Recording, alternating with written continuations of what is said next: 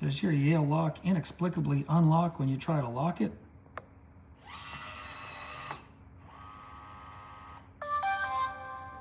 Here's the fix for that.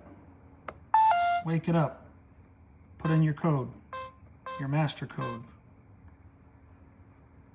Push the gear. Menu mode. Enter number. Press the gear key to continue. Press 3.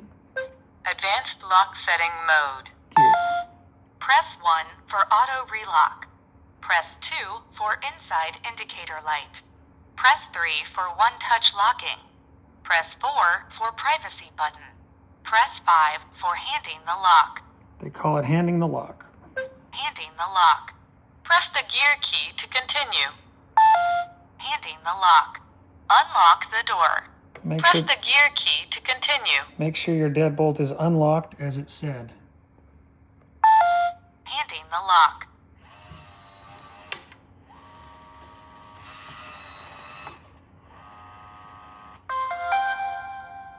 Handing lock completed.